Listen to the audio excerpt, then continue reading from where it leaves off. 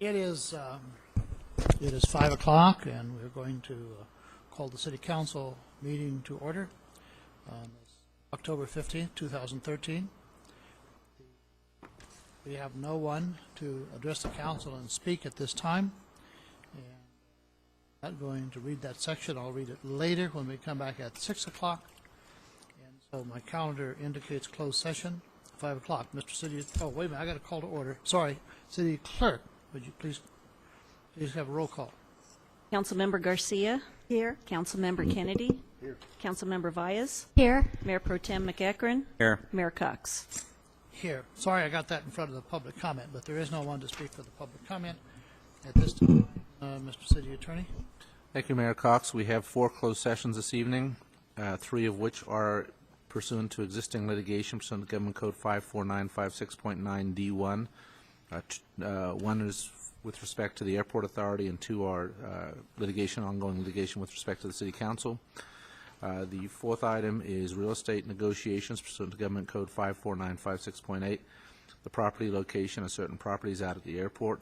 The negotiating parties are Mr. Metzler and Exquadrum, Inc. The litigation items are all set forth along with the names of the parties and the litigation cases on the agenda. To the extent there's reportable action, we will report it either at the conclusion of the closed session or immediately at the commencement of the 6 o'clock meeting. Thank you, Council.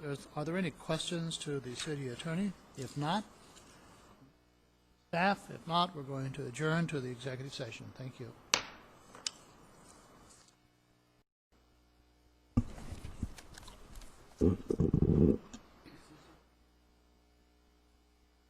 Thank you very much. We're going to call the regular meeting October 15, 2013 to order. At this point in time, I'm going to ask that we stand. Doug Robertson, if you'll give the invocation, followed by the Pledge of Allegiance by our Police Chief, Sam Lucci. Please bow your heads in reverence to our Lord and Father. Heavenly Father, thank you for bringing everyone here safely tonight, and guide this council as they make decisions that are in the best interest of the people of Victorville. Father, we recognize that you ask us to respect all of our leaders, even those that we maybe disagree with at the federal level or state level, and that there is purpose in everything that happens, and you hopefully are guiding them as you will guide these tonight. Father, we pray all these things in Jesus' name. Amen.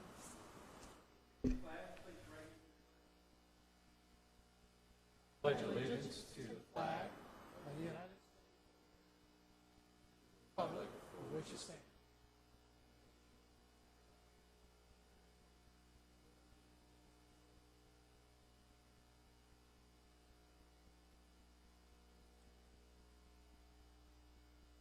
Madam City Clerk, my agenda doesn't show that there are any presentations or proclamations tonight. Is that correct? That is correct. In that case, then, would you have changes or addendums to the agenda? Yes, there are a couple of revisions to tonight's agenda. Public hearing item B1. The staff is requesting that this item be continued to November 5th, but the public hearing would still be open to take any testimony and then subsequently continue to the November 5th. B1 under written communication? Public hearing item Oh. B1. Okay. B as in boy. B as in boy, yes. And written communications item D1, the resolution will be corrected to make reference to the Board of Directors of the Victorville Water District rather than the City Council adopting the resolution. And then there is a correction on Section 2 regarding an adjustment factor for the district's appropriations limits. And on the dais is also a couple of printouts for items for item D3, charts for the council's reference. And those are the only revisions I have.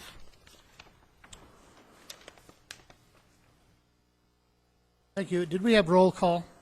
No, we did not. Call the roll, please. Councilmember Garcia. Here. Councilmember Kennedy. Here. Councilmember Valles. Here. Mayor Pro Tem McEachron. Here. Mayor Cox. Here. This would be the next item. I don't know why this is. I have 2 different agendas, but they're the same, so I'll throw one out. Closed session items, Mr. City Attorney. Thank you, Mayor Cox. We had 4 closed session items this evening. 3 were existing litigation pursuant to Government Code 54956.9 D1, and the other one was real estate negotiations pursuant to Government Code 54956.8. All of the parties with respect to the existing litigation are set forth on the agenda along with the case numbers. The property negotiations pertain to properties at the airport. The negotiating parties and the specific properties are listed on the agenda. At this time, there's no reportable action with respect to any of those items. Thank you very much. There are no appeal hearings listed on the agenda. The next item would be the public hearing. And you indicated B1. Is that the public hearing on paid transient occupancy taxes? Yes, that is correct. That is to be continued until November 5th. November 5, but it is appropriate, I believe, since this has been scheduled, to open the public hearing. If individuals do want to speak, they may do so. Whether they speak or not, this will be continued to November 5. The record will be carried until that date and then repeated. So at this time, if there are no questions of the council members, I will open the public hearing on the unpaid transient occupancy taxes, with the understanding that we will not close the hearing, but we will continue the matter until November 5. One, I have no cards. Madam Clerk, has anyone notified you that they want to speak on this item? No, they have not. In that case, then, we don't close the hearing. Is that correct, Mr. Attorney? That's correct. It stays Okay. open. So we will, does it require action of the council or just the chair to continue this to November 5? That can just be an action of the chair to continue the Therefore, we'll hearing. continue this item until the regular scheduled council meeting of November 5, 2013. Next item is the consent. Consent C1 through C9. Do we have any items that need to be changed, amended, or are there any questions from the council to the staff? If not, the chair is open for a motion.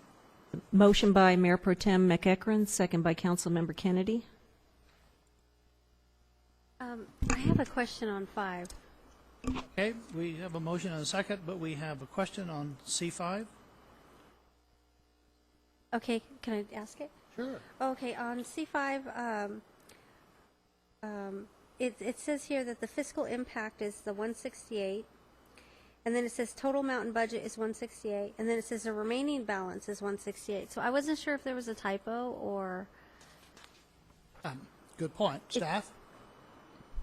Mr. Wade, I believe, or Bill, did you want to handle this one?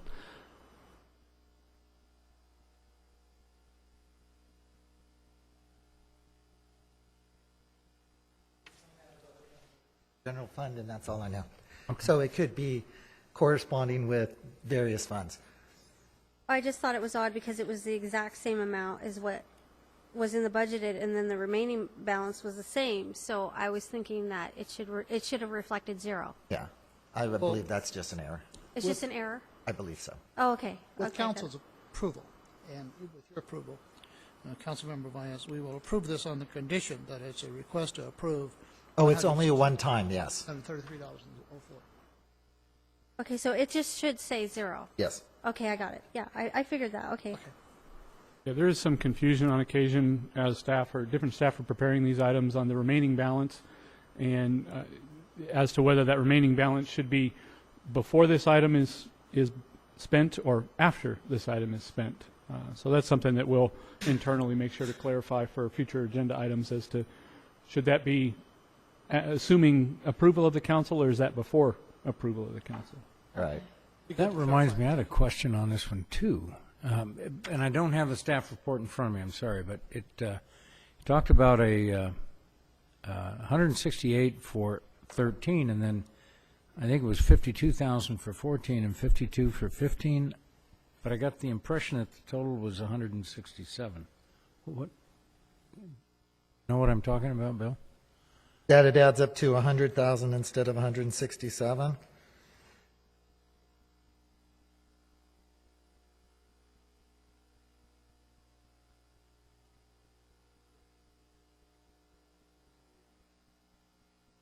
fiscal impact, it says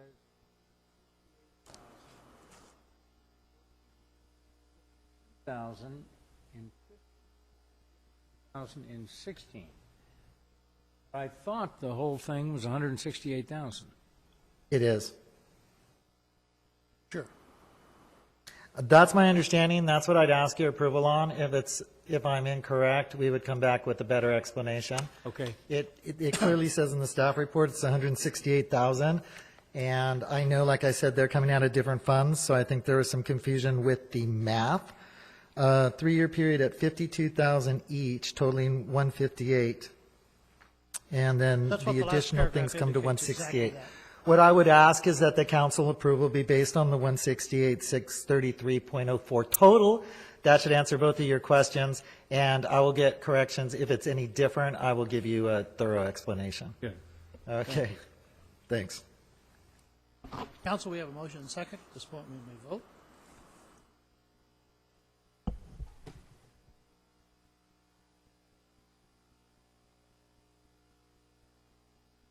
Councilmember Garcia? It's a yes. I don't know what I did here. Motion carries unanimously.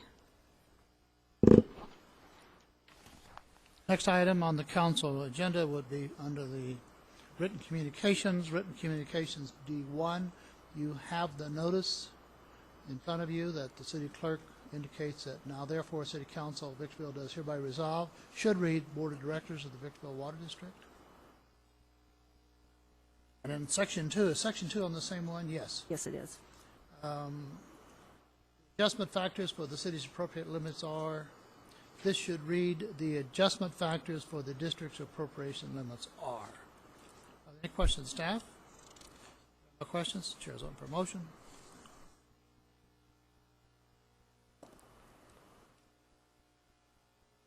Motion by Councilmember Kennedy, second by Councilmember Valles. Motion carries unanimously. Item number 2, under written communications, Resolution 13051. Need to read that resolution, Madam Clerk? No, I do not need to read the resolution. Motion? Motion by Mayor Pro Tem McEachron, second by Councilmember Valles.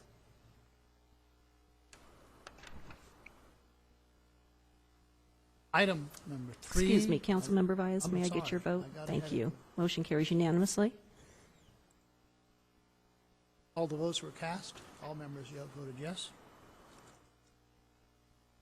Next item, item number 3, Resolution 13-048 is the Measure I 5-year plan for fiscal years 2012-13 through 2017-18. Questions of staff? If not, motion? Actually, I do have a question if Mr. McGlade or Gangler, Ryan. I appreciate the spreadsheet you put together for us up here and the list of projects, and this is something I know we have to do annually. But could you highlight what's actually going to be built this year and not money going into engineering or environmental? I just want to understand what we're actually doing Okay. this next year. I can just briefly highlight that. Sure, I'd be glad to. Some of the projects are listed in the first column under fiscal year 13-14, and you can see those are taken out of the capital improvement budget for this fiscal year. Mm-hmm. I don't know if you want me to read down each one. I can if you'd like. No, I just wanted to know, I mean, are all these that you've listed on the left-hand side and named projects, are all those, obviously La Mesa Nisqually interchange, that's completed, but some of these other traffic lights, sidewalk and railing, rehabilitation, that type of stuff, is that all going this year? Or? Yes, it is. And one thing I'd like to point out, if you go down to the bottom of the sheet where it says categorical projects, you'll see on the first line, citywide asphalt overlays and seals.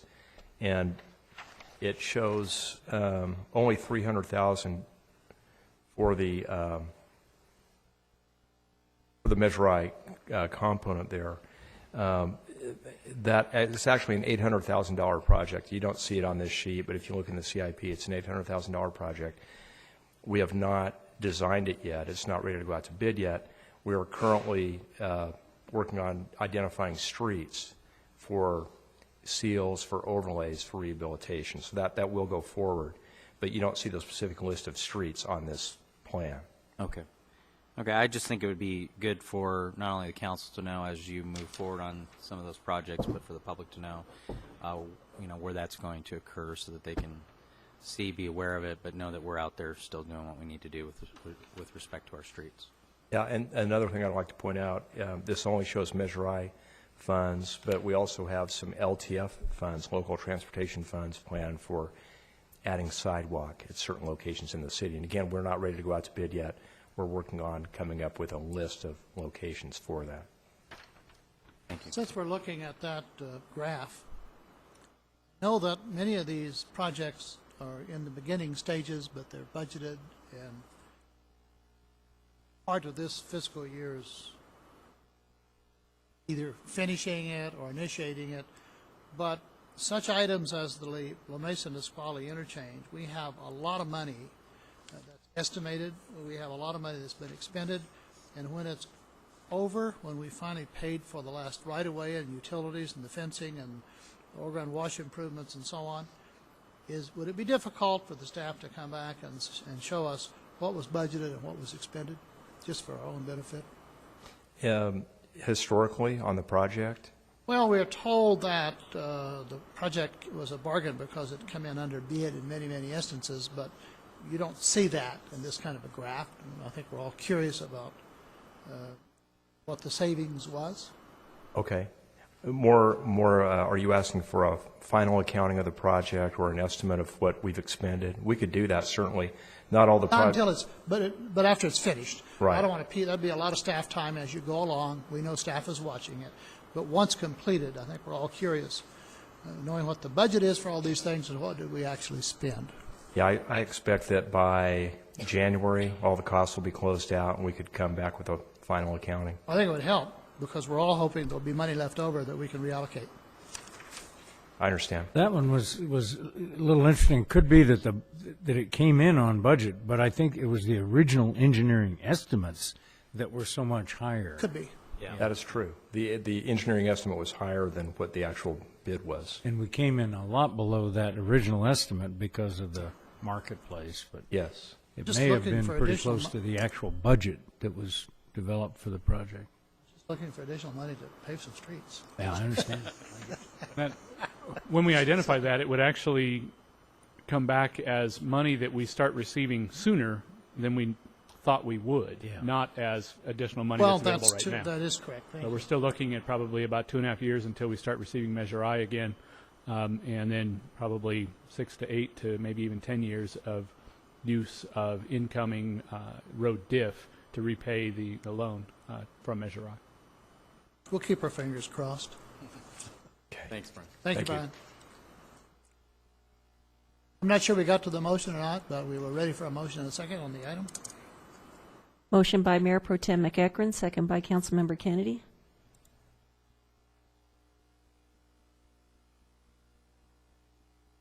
Motion carries unanimously. Mr. Mayor, I'm going to abstain on D4 as Cooley Construction is a client of my firm.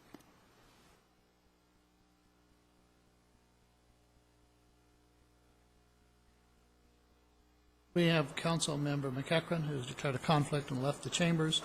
This next item, item number 4, is authorized additional appropriations of $74,000 and award of contract to Cooley Construction in the amount of $214,214 for construction of the Seneca roadway improvement from Hesperia Road to Woodland Drive.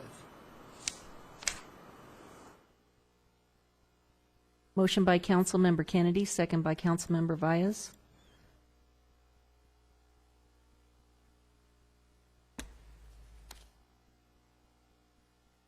Motion carries with Mayor Pro Tem McEachron absent. In regard to the next item, agenda item number 5,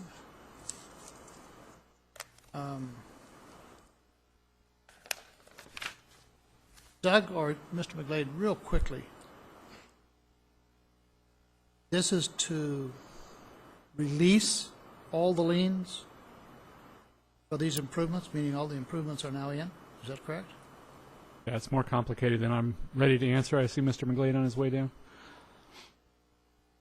Before we begin, do I have a conflict if I own homes in Eagle Ranch? No, not on a release of liens. This wouldn't create a financial benefit to you, I don't believe. Good evening, council members. This item is the substitution of liens is probably the best way to describe it, with a change of ownership of partially constructed tracts. The new owner is required then to enter into a lien agreement with the city. At that time, then the city can release the lien that is existing in place.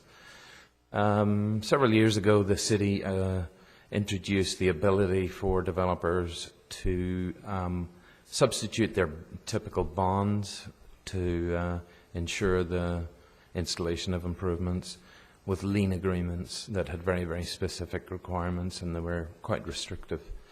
And this is one of those liens. And again, they simply are asking for an assignment of the lien agreement to the new owner, which would then allow the city to release the existing lien. I have, council members may comment on this. I don't see a problem with it, with one exception. I remember when the city council entered into the agreement to allow the lien, and hoping that the property across the street would develop or in the next block so they could put the final cap. Many of those subdivisions went away, and now we're left with subdivisions, people living in the subdivisions, but then the streets are being used by the garbage trucks and everyone else, but they still lack the cap. And that seemed like that would not be in our interest to let that go on forever. Those are not eligible for the liens. The requirement is that no development has taken place. On the map has recorded the bonds were placed, but no permits issued. And in that case, then they're allowed to enter into a lien. But if they've started construction of homes and homes have been occupied, there would still be bonds in place, but not a lien agreement. So how long do we have what appears to be a completed street until you look at it and find that the 1-inch final cap is not there? How long does that go on? Basically on a complaint basis. I mean, if we have residents that are saying, hey, nobody's sweeping the streets, and the city has not yet accepted the streets, then that might be cause for the city then to start putting pressure on the developer to put the final cap on so that the city can take over maintenance of the streets. But right now we're kind of in a holding pattern with regard to that. There would be several exceptions where we have gone after bonds, and it's more for public health and safety reasons. But I can tell you it is extremely difficult to successfully go after bonds. It is it's a costly effort, time, and legal fees. I do understand, but at least I'm getting complaints, especially about the street sweeping, number one, and number two, that when it rains, it's washing gravel and debris on the road, and the city isn't cleaning it. So it appears to me, with people using the street and the public not knowing that that's not a public street, we may have some potential liability. I think the council should discuss this.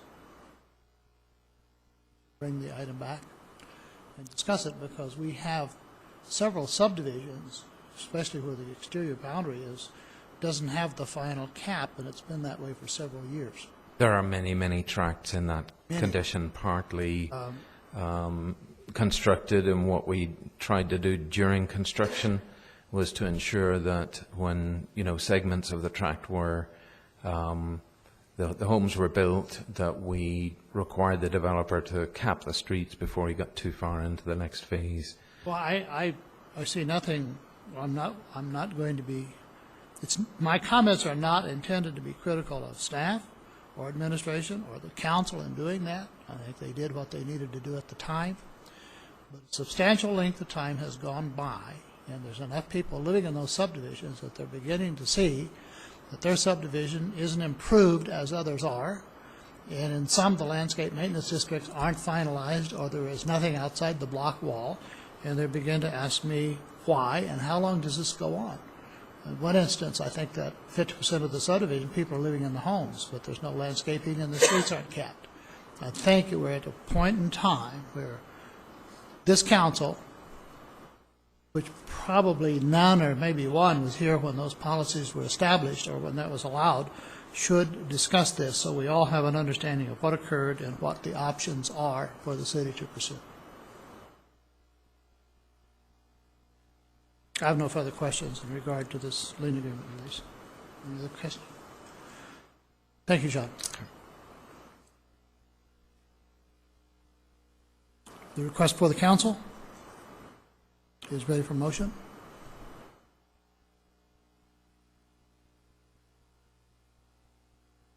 Motion by Councilmember Kennedy, second by Councilmember Valles.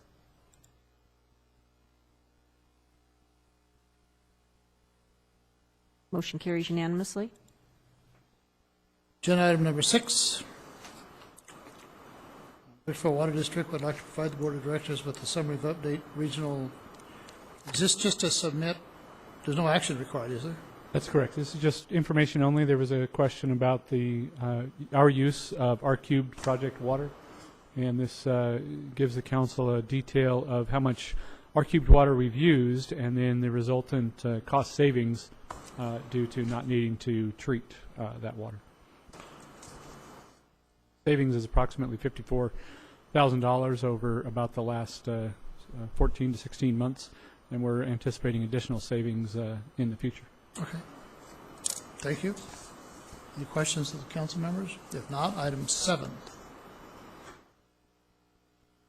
I'd like to ask legal counsel if I have any conflicts. OMAD in your property? I have no idea. Yes, I'm sorry. I didn't mean to answer that, but the subject matter is the water smart controllers and replacement panels for irrigation controllers, landscape drainage facilities, and maintenance assessment districts. I do not believe this is going to create any kind of financial impact on you. No questions, staff. Ready for a motion? Motion by Mayor Pro Tem McEachron, second by Councilmember Garcia.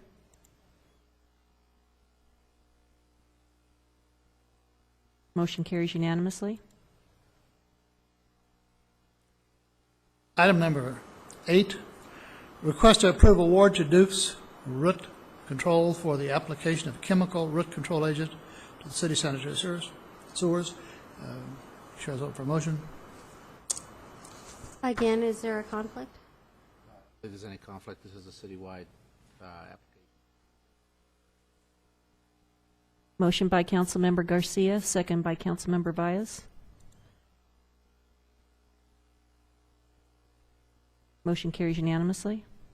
Mr. Mayor, on item 9, I'm going to abstain again as Lamar is represented by my personal and corporate attorney. This is submitted by the city attorney and Jennifer Mosraff and the deputy city attorney. Consideration of a lease agreement with Lamar. Questions of council to the city attorney or any comments from the city attorney?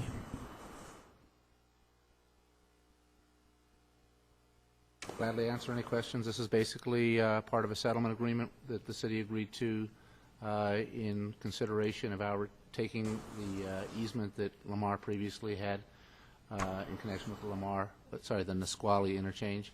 In terms of the lease before you, the city will receive revenues, and this will allow Lamar to put up a digital billboard in lieu of the one that was previously there. And we have representatives from Lamar available if you have any additional questions. The only question I have is City Attorney Doug Robertson and Bill Webb, these items, have you both reviewed those in regard to the outdoor billboards, and do you concur with the City Attorney on this item? Yes, we have reviewed these. Okay, I have no further questions. Motion by Councilmember Garcia, second by Councilmember Valles. Motion carries with Mayor Pro Tem McEachran absent. Agenda item number 10, I will declare a conflict based upon advice of the attorney. I will leave the dais, and Mr. McEachran will handle this item. Also, Mr. Kennedy. And I have the Councilmember same Kennedy. conflict, live on the golf course. That's correct. Both, I'm recommending both members abstain from participation in this item based on their residences being on a golf course. All right, item D10, this is information only Green Tree Golf Course Conditions Report. Mr. Robertson? Actually, Mr. Metzler prepared the report. I'll just say briefly that I asked Mr. Metzler to head up a team of executive staff to work directly with the golf course. One of the issues that we ran into had to do with not understanding the fact that the golf course is not just a golf course, it's also a drainage course for the city. And I think both the golf operations and our city crews didn't make that distinction, and the folks that normally would maintain the drainage course aspect simply stopped with that maintenance.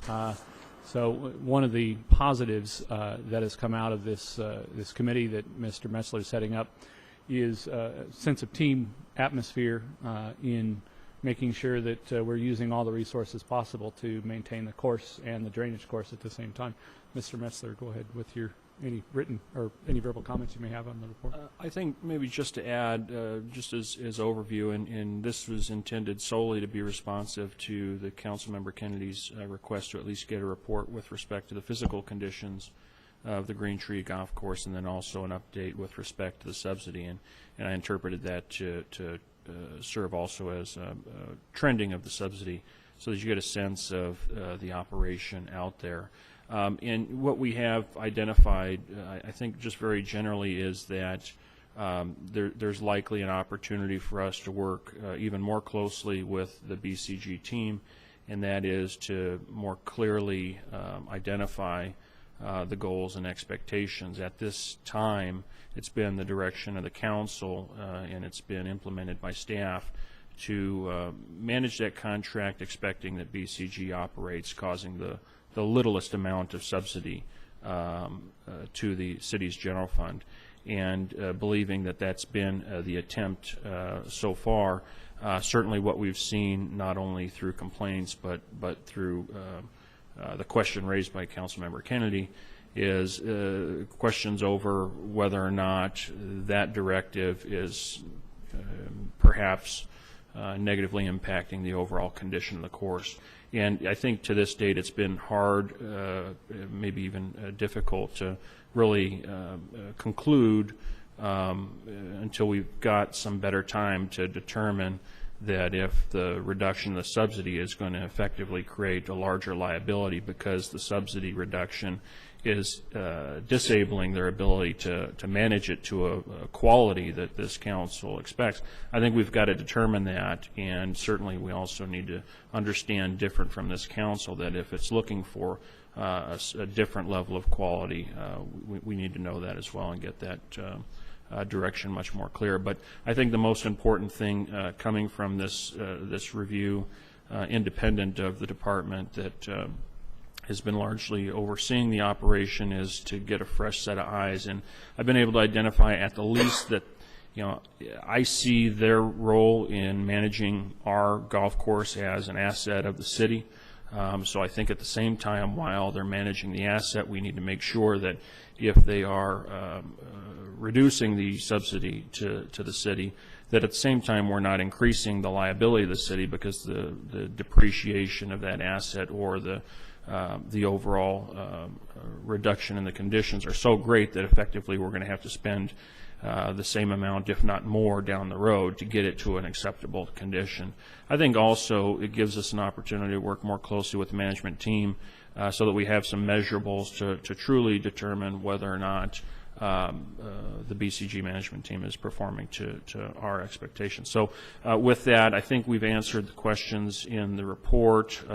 Certainly I've seen, just in having given a lot more attention perhaps even asking for more diligence from those folks. I think they sense a little bit more interest and attention from the city.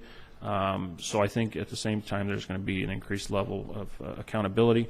I've seen that very generally just in the last, I guess 30 or 45 days, however long it's been since we've initiated this, to where we've identified some really bad spots on the golf course and actually have seen some measurable change to where they've actually transplanted things like transplanted turf to improve conditions of greens or fringes or even fairways. So we'll continue to work with them, and to the extent there are resources within the city, such as personnel crews or even equipment, those are things that we're looking at that might be more a capital responsibility. So we're also going to look at bringing in city resources where we can afford to bring them in to help out with some of the bigger issues.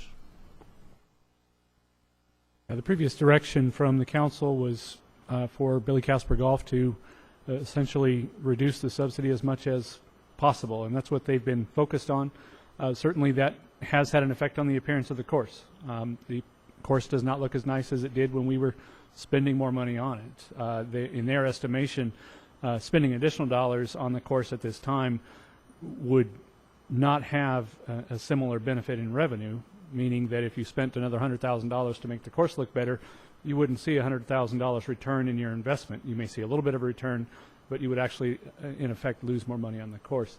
I think one of the things Mr. Metzler is focused on for the benefit of the city is at what point, if the state of the golf course continues to degrade, which I'm not saying that it is, but if it were, at what point do you begin to lose your asset to the point that it would be too expensive to bring it back? That's something that we're going to keep a close eye on. But ultimately, Billy Casper Golf is implementing the strategy as defined by the City Council. And certainly, if the City Council would like an improved appearance to the course and is willing to budget more dollars at the expense of other potential priorities, that's certainly something we could consider. But I'm not asking for that direction, but that's essentially where we would go from here if that's something you wanted to pursue. What is the amount that's being that we lose every year? There's a chart in the agenda item, but I will tell you that it's a little bit difficult to follow simply because a lot of the expenditures had a historic nature to them. We had a mix-up on the water rates they were going to be paying on the city's behalf. We also had a mix-up on some of the some AP work that was ultimately carried over to a separate fiscal year. At this point, the operational side is just under $400,000. There's also a lease payment for irrigation equipment that eventually will fall off. And that's our expectation, is that they will meet that operational figure. They haven't always met it. There's been a couple times that they've had to come back and ask the council for additional dollars as they got deeper into the fiscal year. That was a relatively painful experience for them, and they don't wish to repeat it. So they are very diligent when they put their budgets together each year. I have some concerns that, how long have they had this contract? I believe since 2010. So when is it up? It was a 5-year contract with extensions to 10 years. I don't know if that was a single 5-year extension or if they were 1-year extensions. Okay, so when they get this contract, did the contract state that they were going to keep up the grounds, that they were going to keep up the maintenance? I mean, to me, when you have a private sector come in to a public entity, a lot of times, they're just in it for their profit, and they run it into the ground, and then the city's left to pick up the pieces. And I feel like they're nickel and diming us to death, and maybe we should look into going out for RFP, maybe get them on the ball. But I don't think the answer is continually giving them money. I don't think that we can afford that. Maybe we can find another company that would be willing to step in, and sometimes competition is what they need. And actually, one of the reasons why we structured their contract the way we did, excuse me, is that it isn't a lease of the facility. So there is no benefit to them running it into the ground. The financials for the golf course belong to the city. They get paid a certain management fee. I believe it's $140,000 a year, but it's been several years since I last saw it. And so effectively, any profit that they make, it comes back to the city. Or any profit that they don't make is a burden of the city. So there is no benefit to them running it into the ground in that manner. That's why it was set up that way, so that they couldn't simply come in and operate as absolutely cheaply as possible to the detriment of the course. But there's also no incentive for them to keep up the course. Is that correct? Yes and no. They are attempting, and I believe that they are, have shown some success based on the reduction of the subsidy, to manage the course in such a way that it is as profitable as it can be. It is still losing money. However, they're trying to reduce that subsidy. If they can get that subsidy, which they've had success in other areas, if they can get that subsidy to break even and actually begin to make money for the city, they would then get a share of that profit, if you will. Their contract says they would get 20% of any actual profit that would come back to the city. So they are incented to operate the course in a profitable manner. They haven't gotten it there, but they're operating it at less cost than what the city did when we operated it ourselves. That was my question, but you already answered that. So there is a benefit to them if there is a profit. There is a benefit to them if and when they get it to a break-even point and begin to make money for the city. They get 20% of that. They actually, the contract that they proposed at the time had a 10% incentive for them, and the council at the time, based on my recommendation, actually was to, we were looking to get it to break even. That's our number one goal, so that we aren't spending general fund dollars on it. So we doubled their incentive to 20%. Anything they make over or past break even, they would actually get 20% of that profit. So they are heavily incented to make it profitable, and running it into the ground is not going to ultimately result in it being a profitable course. Any benefit of putting it out for RFP? At this point in time, I don't. I think that they're doing what they were asked to do. I think some additional oversight that they've got now, as well as additional help from the other city crews who, at least to a certain degree, had abandoned that maintenance effort because they believed or thought that that was more of a lease scenario where they were responsible for all maintenance. I think that they've already begun to improve the condition of the course. There was also, I don't know if it's in Mr. Metzler's report, there were some anomalies this summer with some irrigation issues that they had with the wells, and not understanding city government, not understanding that the water district, who actually now owns the wells and operates the wells, is separate financially from the city. They didn't want to push the city to assist them in fixing the wells or to fix the wells because they thought the city had no money, didn't have enough money. Not understanding, like they do now, that in fact they can make that request at any time because in fact those are operated by the water district, and the water district has plenty of reserves to make repairs to wells and things. So I think just because of the committee that is now working with them, we've already seen improvements and better communication, so that if they have, let's say, a major incident, we are ready with our crews to go out and assist them with the functioning portion of the golf course, things that used to happen when it was totally city operated. That's what kind of concerns me, is that we're giving them all this money, and then we're using our staff, and in this report it's talking about even more staff to help them get the grounds up and going. So there's that cost on top of that. When we have this company come in, are we just giving them a lump sum, or do we look at their financials? I mean, do they have some CEO that's getting all the money and then nothing's going to the golf course? I mean, how do we know that the money's being appropriated properly to the benefit of the city and the golf course? The amount of money that Billy Casper Golf receives is set at, and I want to remember that it's $140,000. The other money that is spent on our behalf on the grounds, on the crews, on things. That money is not going to the CEO or anyone like that. Okay. And then, just what disturbs me a little bit is what you said, how there was no communication where, I mean, they could have picked up the phone and said, hey, the grass is dying, the well is broken. I mean, to me, that's just common sense, okay? And clearly they don't even have that.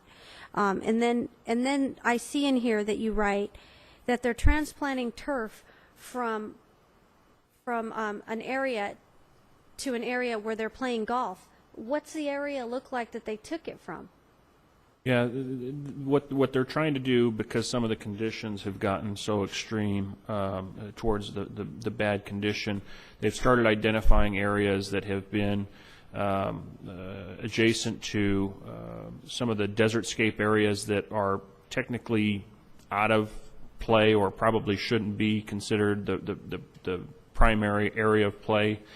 For example, areas that might have turf that are, you know, well behind a green or well to the right of a green. Areas that if you hit it in that location, it's probably a bad shot to begin with, so not necessarily rewarding for the bad shot with the good grass, say, in that location. So they've strategically been trying to identify areas where they've got good grass that aren't necessarily in the primary areas of play and move those good grasses to the primary areas of play. They've also identified where they could perhaps even cut back some of the desertscape area even more, and using some of that grass to help grow in areas of play that do need it more so than along those desertscape areas. And then in regards to the use of other city crews, a major portion of the golf course is a drainage facility. It's the Oro Grande Wash.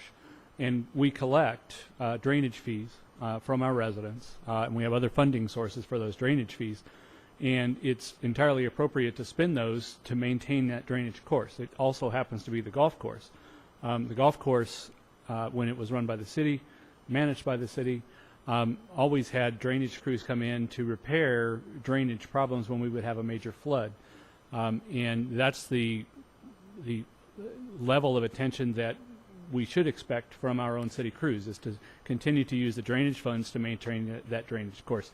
I'm not talking about using those drainage funds to go in and, you know, mow the lawns, mow the greens, do true golf course operations. It's simply in those major drainage courses that end up damaging the golf course.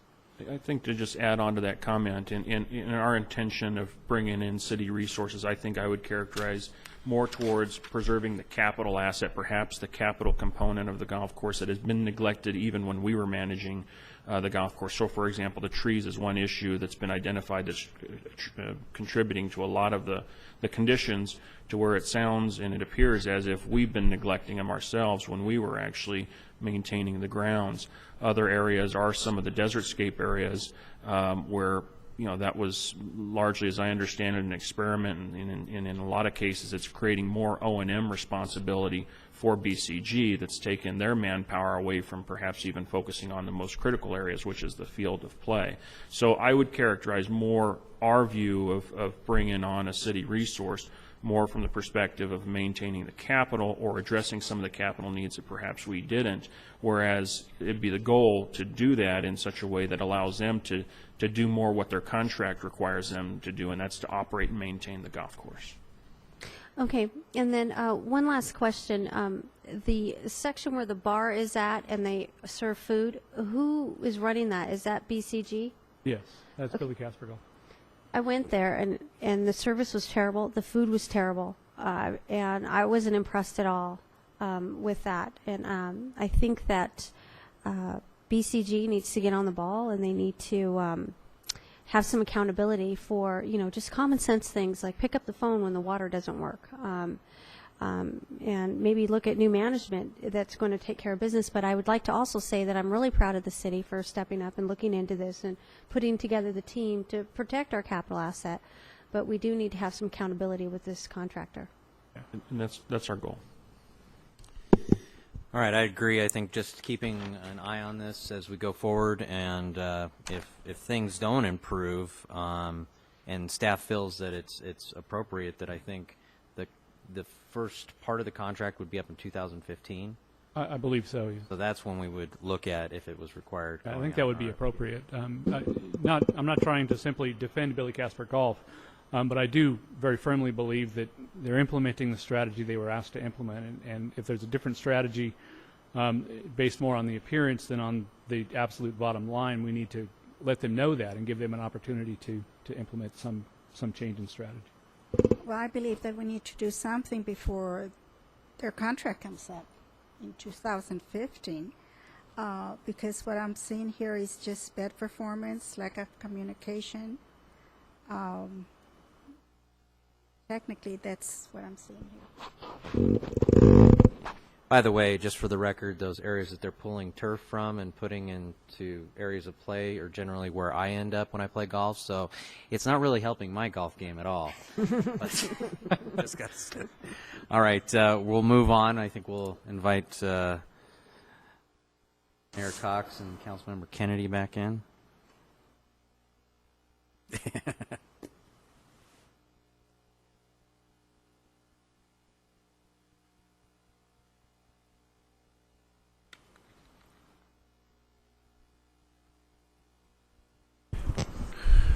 Thank you, Mr. McEachran. For those individuals who may wonder what the conflict is, I live on the golf course. I have no interest in this company or the operations or stock or anything financially involved. But the city attorney has ruled that since I live on the golf course and Mr. Kennedy lives on the golf course, that any actions regarding the golf course that may affect a decision of the council, we could influence that one way or the other. We can't have that discussion because it's a conflict. So we don't discuss it with the council, nor can we be involved in any discussion at this dais in regard to that item. Just wanted to clarify it.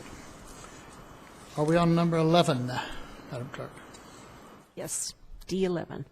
Hearing to allow property owners to speak to the City Council regarding the city's proposed demolitions, Victorville Municipal Code 13.02.220, 13991 Riviera Drive, 16286 Cabrillo Drive, 15528 5th Street, 15837 Calgo Lane, 16027 North Culver Road. My understanding is that the property owners may speak if they're affected. Is this the property owners of the demolished property? That is correct. This is an opportunity for the property owners to present any arguments they may have or objections they may have to the proposed abatement proceedings. All right. If the City Council at this point then will hear and consider any objections to the proposed demolition, discontinuous, destruction, or removal of such conditions constituting a nuisance, make a determination regarding whether the conditions on this property should be abated by the city. If those individuals who own that property or have a majority interest want to speak, now would be the time to do so. I have no cards, Madam Clerk. Have you been notified by anyone? No, I have not. Well, at this point, I've just got a question. yes. I've read this a couple times. I'm on the second line of item D11. Talks about objections to proposed demolition discontinuance. It'd be demolition, comma, discontinuance. There's a comma missing, is that right? Yeah, I read it as destruction, removal, yeah. We're not going to discontinue demolition. We're going to demolish these places. Proposed demolition, discontinuous, destruction, or removal of such conditions. Got it. Okay. Okay. There's no one that's going to speak on that item. So the action of the City Council is to do what, Madam Clerk? That would be to proceed with the abatement proceedings on those properties. So it's a question of whether or not the property should be abated as submitted by the staff. That's correct. All right? So if I vote yes, that means yes on demolishing them. Yes, you are voting to continue the abatement proceedings, which ultimately will be the demolition of the nuisance, of the properties that are creating the nuisance. This process of notifying the owners has gone on in some cases for multiple years, 2, 3, 4, maybe longer. Have we given them enough notice? Is there anything we have failed to do on this? You have given them adequate notice in accordance with your municipal code. You've gone above and beyond in terms of giving them notices. I would imagine that with all the notice and the fact that we know about it and somebody gets hurt in those properties, we could be liable. Absolutely. Is that right? That's why we are abating nuisances, yes. We're probably doing for them what they want to do themselves and haven't been willing to spend the money, and we're going to lien the property. Oh, lien the property. All right? Correct. Absolutely. Do we have a motion? We have a motion and a second? Motion by Councilmember Kennedy, second by Councilmember Garcia. Motion carries unanimously.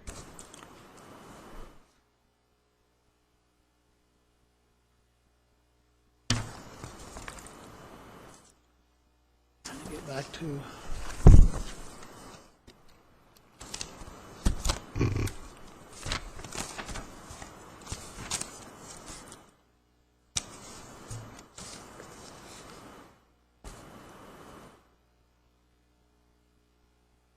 At this time, we are on item E1. For public comment, I do not have any cards, Madam Clerk. Has anyone contacted you in regard to addressing the council at this point? No one has. The next item is E2, discussion and possible action regarding items for the upcoming city council agenda. We'll start on my left. Member Garcia, Councilman Cameron. I don't know if it's an item for agenda or just a report to the council, but, and forgive me, I do not have the bill number, but I'm going to defer to our city attorney. Governor signed a bill either yesterday or today that basically prevents charter cities from using their own public works departments to complete projects that would be subject to prevailing wage. And I'm just curious how that affects us. And then I think beyond that, since we all are pretty much new up here, and the fact that we are a charter city, what does that mean? What can we do outside of General Law City? I think it would be good for the council to get an update on that. Right, that was Senate Bill 7, opposed by the League of Cities and numerous other communities. Essentially what SB Senate Bill 7 does is requires charter cities to comply with prevailing wage requirements to the extent they are going to receive any kind of state funding, essentially, state, federal funding, effective January 1, 2015. I think what's going to happen is this law probably is going to be challenged on constitutional grounds because it is in direct contravention of the California Constitution, which gives cities the ability to govern their own municipal affairs. And while we are a charter city, there are some far more significant stakeholders in this, namely cities like the city of Los Angeles that abide by charters. I suspect there will be challenges prior to its implementation date. But when we see what happens, I think we need to then look at the charter and see what benefits, if any, it'll still provide for us. Charter was adopted through vote of the city, the citizens of the city. So at this point, I don't see any reason to do anything to the charter right now, other than to monitor whether or not legal challenges to Senate Bill 7 are hopefully successful. Okay, thank you. Do you want that agendized No, for further no, discussion? he explained it enough Okay. for me right now. And as long as we're monitoring it, and if it does have an effect on us, come back. Yeah, and again, you know what, a significant number of the largest cities in California are charter cities, and so they are more impacted directly financially about this bill, but it's just typical of the way the legislature's been going. Does it appear that it's going to be challenged constitutionally? The League of Cities analysis is that it's certainly subject, the type of bill that would be subject to a challenge is just a matter of whether or not the cities will do it. I think, then again, given the stakes involved and the expense this is going to impose on charter cities, I suspect there'll be a motivation to challenge it, yes. All right. Councilmember Valles. Councilmember Kennedy. Yeah, I do. I have one thing I'd like to agendize, and it seems to me to be such a huge topic. I don't know quite how to break it into pieces and take it down. But I think we need to talk about fees, and I will tell you why. Two things recently have come up that have really thrown me. I had a discussion today with a longtime developer in this town who's semi-retired. He says, I can't build anything, can't make any money on them anymore. And he started talking about the standby fees he's paying on vacant lots, and he was talking about $17.50 a month for sewer standby fees, and $20 a month for sewer usage fees and water fee. And he's convinced that he's paying all these fees monthly. And I said, that can't be right. There's just no way that's right. He said, yes, it is right. I'll show you the bills. One of us is wrong. Either he's wrong or I'm wrong. And I'm troubled by this. I think we need to know how fees are structured. The other one that was just a stunner to me, and I won't get into too much detail, but there's a local, well, it's a mobile home park. There's no other way to describe it, building a exercise building on their property next to their main clubhouse. I don't know what they're going to spend on it, $30,000, $40,000, $50,000 maybe. They're going to put in one restroom, and otherwise it's just it's an exercise room, an open area, roof and walls. The city's going to charge them a $7,000, I think it was the sewage connection fee. Think about that. Folks are either going to use the restroom in their home, or they're going to use the restroom in the weight room. But chances are they aren't going to be producing much more sewage than they produce right now. Why would we charge them a $7,000 sewage fee and a $5,000 street fee? This whole thing is inside the park. There is no access to it. Anyway, it just makes no sense, and I'm at a loss, and I'm struggling with this one. I feel like we need to know here what we're doing with fees.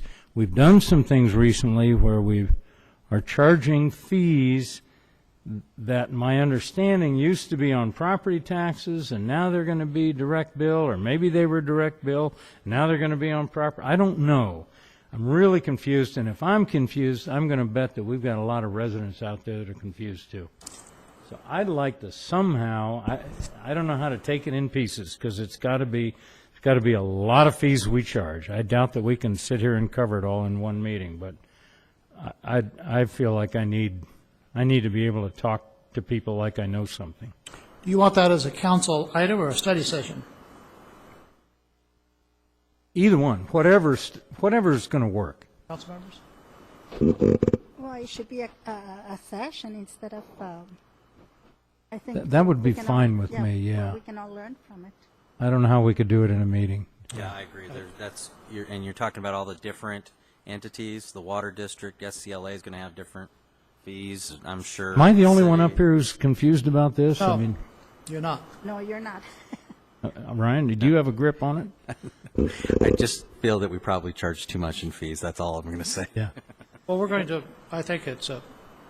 And one thing I think, Mr. Mayor, one thing I think we've all said for the last few years, we don't want to raise fees. We don't want it to be more expensive for people to do business in Victorville.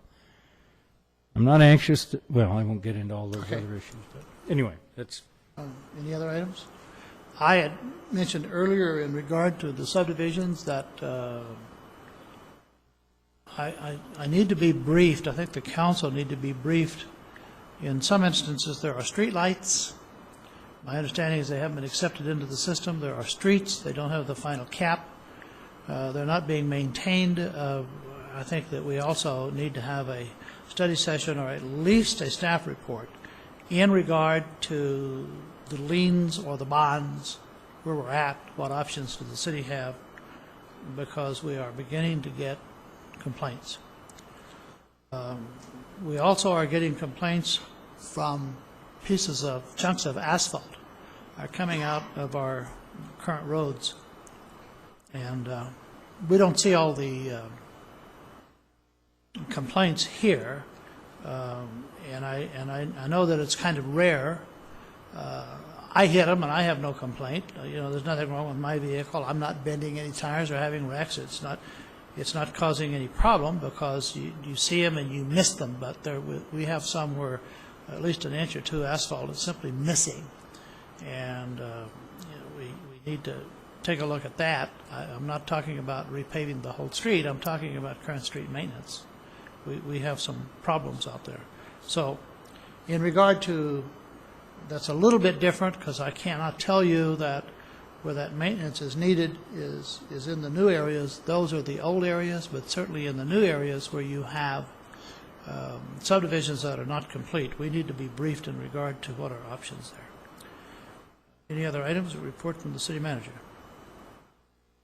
Okay. Thank you, Mr. Mayor. Members of the council, I do want to commend staff on the Spice of Life celebration, the fall festival that we had about a week and a half ago. It was very successful, had a lot of positive comments, especially from families and people with small children who hadn't been to a festival, that there wasn't an extra upcharge to ride the ponies or an extra upcharge to climb the rock wall and things like that. So I think our staff did a great job on that event, and sort of transitioning to be more of a family-oriented event. Much of our afternoon stage time was spent with the typical sort of recitals that you might see at a school or something. Or it was neat to watch all the students participating and entertaining the crowds. So well done to our staff on that.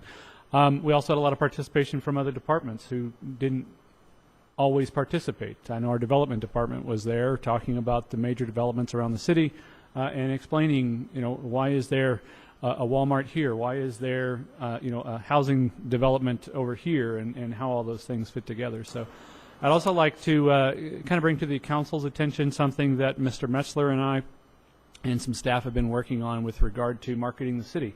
Actually, I've got a couple of slides I'm waiting for IT to pull up for me, but we have struggled a little bit with the elimination of redevelopment as far as simply marketing the city. And they used to do that for us. The redevelopment agency would do that for us. So we're actually working on a new ad campaign all about manufacturing. A lot of folks know about the distribution centers that we have in our city, but what you may not know about is how much manufacturing, how many goods are actually manufactured here in our city. And so we have a brand new ad campaign. I can see it on my computer. You'll see it on yours very soon. That's called essentially Made in Victorville. And here it is. Thank you, guys. So I'm sure a lot of folks know that we have dog food made in Victorville. You may not know that there are several Arm & Hammer products that are made in Victorville. Everyone knows about the Snapple plant, the Dr. Pepper Snapple plant, but you may not know all of the beverages that are made at that plant and at other facilities as well. So we're going to be using this to market in really nationwide, worldwide, to do a couple of things. Number one is to show off a little bit the city, but also to attract other similar types of businesses because we are able to attract these types of businesses because of, well, hang on, if you look down at the very bottom, those little icons there are something that you'll see more of. So here's what's just a few of the items that are made in Victorville that you may or may not know about. Sherwin-Williams doesn't manufacture all their paint here, but they do some manufacturing. Mott's Apple Juice is made here. United Furniture obviously is building sofas, love seats out at SCLA. Plastipack manufactures a tremendous number of the plastic packaging that you get in your take-home carriers from if you go to a restaurant. So, as I mentioned, marketing the city is something that was handled by the RDA, by Economic Development, and we really don't have the general fund resources to market our city. So what we're doing is we're utilizing the benefits of having utilities available. We have tremendous electric savings available to potential customers here, up to 8% if you're a large enough customer. We have wastewater recycling solutions that are unique in this region. We have plenty of natural gas available. We have our own natural gas utility at SCLA that we operate with city staff. And then, of course, we have our domestic water, the water district, and the reclaimed water that we have available as a result of both water that we get from the Victor Valley Wastewater Reclamation Authority and water that reclaimed water that we produce from our plant. So we're going to be using these things and continuing this Made in Victorville campaign to expand it and expand our presence in the marketplace. Thank you, Doug. Any other reports from administration? Reports from the city council members? No reports? Well, it is my honor then to adjourn the meeting. Thank you very much for coming and participating. Have a good night. We did that. There was no one to comment.